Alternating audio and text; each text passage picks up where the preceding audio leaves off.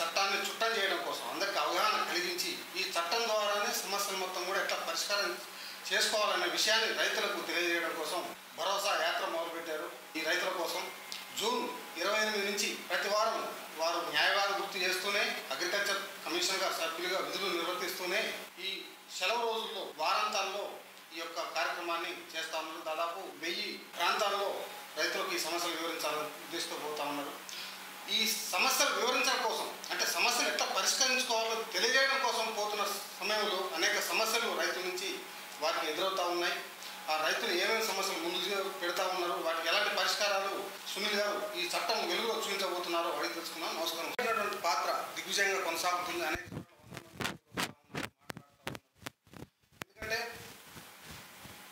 కేసీఆర్ గారు ముఖ్యమంత్రి ఉన్నప్పుడు ధరణ చట్టం తీసుకొచ్చిన తర్వాత సమస్యలు పెరిగాయని కొంతమంది చెప్తా ఉన్నారు, పరిష్కరించాలని వాళ్ళు చెప్తా ఉన్నారు. ఆ వెలుగులో ఈ చట్టాన్ని తీసి భూభారత చట్టాన్ని తీసుకొచ్చారు. ఈ భూభారత చట్టం ద్వారా సమస్యలు పరిష్కారం అవుతాయని చెప్తున్నారు, పరిష్కారం అయ్యాయని చెప్తున్నారు. అసలు నిజంగా భూభారత చట్టం ద్వారా ఎన్ని సమస్యలు పరిష్కారం అయ్యాయి, మీ దృష్టికి ఈ చట్టాన్ని తెలియజెప్పే ఉద్దేశంతో మీరు ప్రజల దగ్గరికి వెళ్తా ఉన్నారు. ఈ క్రమంలో రైతు నుంచి మీ దగ్గరకు వస్తున్నటువంటి సమస్యలు ఏంటి, సమస్యలు ఎలా ఉన్నాయి అంటే మీరంటే మేము ఇది ఎలాంటి సమస్యలు ఉన్నాయి? సాగు న్యాయయాత్ర పేరుతోటి రాష్ట్రమంతటా కనీసం 1000 గ్రామాలన్న తిరిగి రైతు చట్టాలు రైతుకు చెప్పాలి. అందులో కీలకమైనది భూభారత చట్టం, విత్తన చట్టం ఉంది, మార్కెట్ల చట్టం ఉంది. కేవలం భూ చట్టం మాత్రమే కాకుండా రైతుకు పనికొచ్చే చట్టాలు రైతుకు చెప్పాలని నిర్ణయం తీసుకున్నాం. కారణం ఏంటంటే చట్టంలో ఉన్న అంశాలు రైతుకు తెలిస్తే రైతులందరూ ఆ చట్టాలను ఉపయోగించుకోవటం మొదలు పెడితే ఇప్పుడున్న పరిస్థితి కంటే చాలా భిన్నమైన పరిస్థితి ఉంటుంది. వాళ్ళ సమస్యలు వాళ్ళు పరిష్కరించుకోవటంలో ఇప్పుడున్న దానికంటే ఒక 100 రెట్లు మళ్ళీ ఎక్కువ పరిష్కారానికి అవకాశం ఉంటుంది. దీన్ని దృష్టిలో పెట్టుకొని ఒక చిన్న కరపత్రం తయారు చేసి మేము అడ్వకేట్ల అందరం కలిసి వ్యవసాయ శాఖ, వ్యవసాయ కమిషను, రెవెన్యూ శాఖ, ఆదర్శ రైతుల యంత్రాంగము ఇక కలిసి వచ్చి అందరినీ కలుపుకొని తెలంగాణ అంతా తిరుగుతున్నాం. ఈ యాత్రలో వెళ్ళినప్పుడు ప్రతి చోట రైతు వేదికల రైతులతో మాట్లాడుతున్నా, తహసీల్ ఆఫీస్లో వెళ్ళి చూస్తున్నాము, అక్కడ రైతులతో మాట్లాడుతున్నాము, రికార్డులు చూస్తున్నాము, ఎక్కడెక్కడైతే రైతులు ఉంటారో ఆగి మరీ మాట్లాడుతున్నాం. వీళ్ళందరితో సంభాషిస్తున్నప్పుడు మీకు 2 రకాల సమస్యలే ప్రధానంగా ప్రస్తావనకు వస్తున్నాయి. ఒకటి మీరు అడిగిన భూమి సమస్య, ధరణి సమస్యలు ఏముండే భూభారతి ఆ సమస్యలు తీరుస్తుందా, ఏం జరుగుతుంది. రెండోది విత్తనాలకు సంబంధించిన సమస్య, నకిలీ విత్తనాలు నష్టపోయినాము లేదా విత్తనోత్పత్తి చేస్తున్నాం నష్టం జరిగిందని. మీరు అడిగిన మొదటి అంశాన్ని తీసుకున్నట్లయితే మీకు తెలియదు కాదు, ధరణి అనే వ్యవస్థ వచ్చిన తర్వాత ధరణి అయినా ఇప్పుడు భూభారతి అయినా అంతకుముందు 6 లక్ష్యం ఏంటి, ఎవరికి భూమి ఉంటే వాళ్ళ పేరు రికార్డులో ఉండాలి, రికార్డులో ఉన్న వాళ్ళకి పాస్బుక్ ఉండాలి. ధరణి వచ్చినాక పరిస్థితి లేదు. లేకపోగా సమస్య పరిష్కారానికి కూడా అందులో మార్గం లేదు, కోర్టు మెట్లు ఎక్కాల్సింది తప్ప పరిష్కారం లేదు. భూభారతి చట్టం ఏమంటుందంటే 4-5 కీలక అంశాలు చెప్తుంది. ఎవరికైనా భూమి ఉండి రికార్డుకి ఎక్కకపోతే ఈ చట్టం ద్వారా రికార్డుకి ఎక్కించవచ్చు. ఇప్పటికే రికార్డుకి ఎక్కి పాస్ పుస్తకం వచ్చి అందులో తప్పులుంటే తప్పులు సవరించుకోవచ్చు. అక్కడితో ఆగకుండా పెండింగ్ లో ఉన్న సాదా బైనామాలకి పరిష్కారం చేసుకోవచ్చు అని చెప్తున్నాము.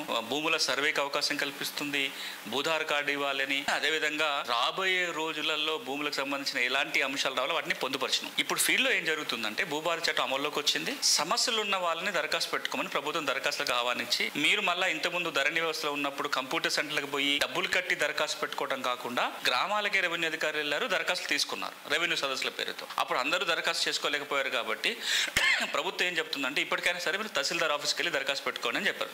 ఈ రోజు వరకు రెవెన్యూ సదస్సుల ద్వారా 8,60,60,000 వరకు దరఖాస్తులు వచ్చినట్టు అంచనా. ఇవి రెవెన్యూ సదస్సు తర్వాత వచ్చినాయి కూడా ఇంకో 1,00,000-2 లక్షలు ఉంటే ఉండొచ్చు. అంటే మొత్తానికి ఒక 10 లక్షల దరఖాస్తులు వచ్చినాయి. కానీ ఇప్పటికీ కూడా ఇంకా దరఖాస్తు పెట్టుకోవాల్సిన వాళ్ళు ఉన్నారు, పెట్టుకోవాలి కూడా. ఇది ఒక ఎత్తు. రెండోది ఏంటంటే వచ్చిన దరఖాస్తుల పరిష్కారం మొదలైంది, నోటీసులు ఇస్తున్నారు, ఎంక్వైరీ జరిగి రికార్డు పరిష్కారం జరుగుతుంది. కానీ ఇందులో కొంత స్లోగా ఎందుకు జరుగుతుంది అంటే గ్రామ స్థాయిలో సిబ్బంది లేరు, మండల ఆఫీసులో కూడా సరైన సిబ్బంది లేరు. ఇప్పుడు రాబోయే రోజులలో గ్రామ పాలనాధికారులు రాబోతున్నారు, లైసెన్స్ సర్వేలు వచ్చిన తర్వాత ఇది కొంచెం వేగవంతం అవుతుంది. రెవెన్యూ సిబ్బంది కొంత శిక్షణ కూడా జరగాల్సిన అవసరం ఉంటుంది. అది జరిగిన తర్వాత రైతులకు కూడా ఈ చట్టం మీద కొద్దిగా గొప్ప అవగాహన కనుక రాగలిగితే సమస్యలు అడగడానికి అవకాశం ఉంటుంది, సమస్యను గుర్తించడానికి అవకాశం ఉంటుంది. పరిష్కారం జరగకపోతే సంబంధిత అధికారి దగ్గరికి పోయి ఇగో ఈ సెక్షన్ ప్రకారం చేయని చెప్పడానికి అవకాశం ఉంటుంది. కాబట్టి నేను ఒక పక్కన వ్యవసాయ కమిషన్లో వండుకుంటూనే భూభారతి చట్టం రూపకల్పనలో ఒక కీలక పాత్ర వహిస్తూనే ప్రభుత్వం దగ్గర పనిచేసుకుంటూ ఈ చట్టాన్ని ప్రజలకు చేరవేసే ప్రయత్నం చేస్తున్నాం ఈ సాగు న్యాయయాత్ర ద్వారా. మీరు అన్నది ఇంకొకటి, ఎలాంటి సమస్యలు అన్నప్పుడు మీరు ఈరోజు చూస్తే కూడా ఎక్కువగా వస్తున్నాయి. సర్వే నెంబర్ మిస్ మ్యాచ్, విస్తీర్ణాలు తగ్గిపోయినాయి అనేది ఒకటి, సాదా బైనామాలకు సంబంధించిన సమస్యలు వస్తున్నాయి, అసైన్మెంట్ భూములకు సంబంధించిన సమస్యలు. ఈ 3 కలిపితేనే దాదాపు 60-70% సమస్యలు ఇవే ఉన్నాయి. కొన్ని సమస్యలు పరిష్కారం చేయడానికి కూడా అవకాశం లేకుంటున్నాయన్నది కూడా రైతుల నుంచి వినిపిస్తాను. అంటే ప్రొహిబిటెడ్ జాబితాలు ఈ రోజున రైతులకున్న సమస్యలలో కొన్ని రెవెన్యూ యంత్రాంగానికి అధికారం లేక చేయలేకపోయినవి ఉన్నాయి, కొన్ని టెక్నికల్ ఇబ్బందుల వల్ల చేయలేకపోయినవి ఉన్నాయి, కొన్ని జీవోలు సర్కులర్లో ఉన్న ఇబ్బందుల వల్ల చేయకపోయిన ఉన్నాయి, కొన్ని చట్టంలోనే వెసులుబాటు లేకపోవడం వల్ల చేయకపోయిన అంశాలు ఉన్నాయి. ఈ రోజున భూబాధిత చట్టం రావటం వల్ల చట్టంలోనే చాలా వరకు ఇబ్బందులు ఈ చట్టంతో తొలగిపోయినాయి. కానీ కొన్ని రకాల సమస్యలు భూభారతి పరిధికి వచ్చేటి కావు. అది రిజిస్ట్రేషన్, ఇప్పుడు అన్న నిషేధ జాబితా రిజిస్ట్రేషన్ చట్ట పరిధిలోది, అసైన్మెంట్ భూములు కొన్ని సగం రకాల సమస్యలు పిఓటి చట్ట పరిధిలో, వాటి మీద కూడా ప్రభుత్వం ఒక నిర్ణయం తీసుకోవాల్సి ఉంటుంది. అప్పుడు కానీ ఇవి పరిష్కారం జరగవు.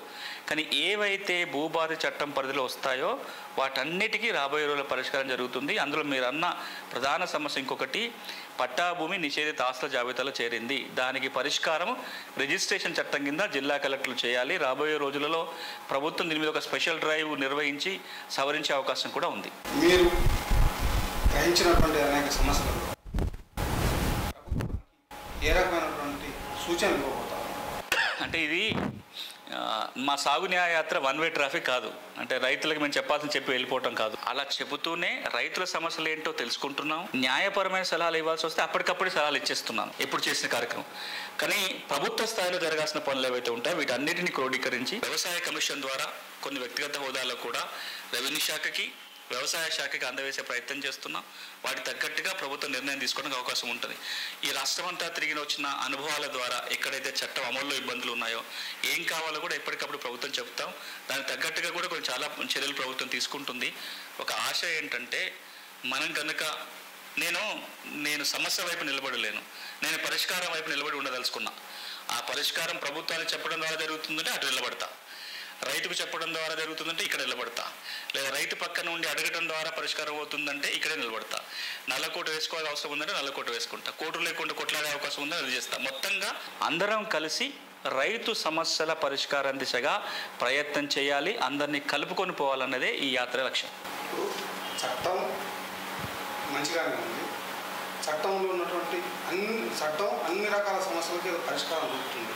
కానీ ఈ పరిష్కారం యొక్క మార్గాలు తహసీల్దారులకు, ఆర్డీఓలు, కలెక్టర్లు పెట్టారు. తహసీల్దారులకు అంటే ఎగ్జిక్యూటివ్ పవర్స్ తహసీల్దారులకు, ఆర్డీఓలకు ఉండాల్సినటువంటి పవర్స్ లేకపోవడం వల్ల కొన్ని సమస్యలు పెండింగ్లో ఉంటున్నాయి అనేటువంటి కూడా జరుగుతాం. ఎందుకంటే తహసీల్దార్ చాలా చోట్ల మా చేతులు ఏం లేదు, మేము వచ్చింది రాసి పంపిస్తున్నాము కూడా చెప్తూ ఉన్నారు, రైతులకు వినిపిస్తాము. ఇట్లాంటి విషయాల్లో మీరు ప్రభుత్వానికి ఇచ్చే సూచన అంటే ఇప్పటికీ ఈ అంశం ప్రభుత్వ దృష్టిలోనే ఉంది. భూభారతి చట్టం రాకముందే ధరణి ఉన్నప్పుడు అధికారాలన్నీ కేంద్రీకృతమే ఒక చోటు ఉన్నాయి. కొత్తగా ప్రభుత్వం రాగానే ఏం చేసిందంటే ఒక సర్క్యులర్ జారీ చేసి అధికారాలు కలెక్టర్లకి, అడిషనల్ కలెక్టర్లకి, ఆర్డీఓలకి, తహసీల్దార్లకి అందరికీ వికేంద్రీకరణ చేసి పరిష్కారం చేసుకుంటూ వచ్చారు. భూభారతి విషయానికి వచ్చినట్లయితే ఇప్పటివరకు చాలా అంశాలన్నీ ఆర్డీఓ, కలెక్టర్ స్థాయిలోనే ఉన్నాయి. సీసీఎల్ఏకున్న అధికారాలు తొలగించారు, అన్ని జిల్లా స్థాయిలో అవుతాయి. కానీ ఇప్పుడు కూడా తహసీల్దార్ స్థాయిలో కూడా ఇంత మునుపులాగా అంటే సర్క్యులర్ ప్రకారం ఏవైతే కొన్ని అంశాలు ఉంటాయో మళ్ళీ తహసీల్దార్లకు ఇస్తే తొందరగా పరిష్కారం అవుతుందని చాలామంది అభిప్రాయపడుతున్నారు. అలాంటి ఆలోచన కూడా ప్రభుత్వం చేస్తుంది. Thank you. ఈ రైతులకు అనేక పరిష్కారం చేసి థ్యాంక్ యూ.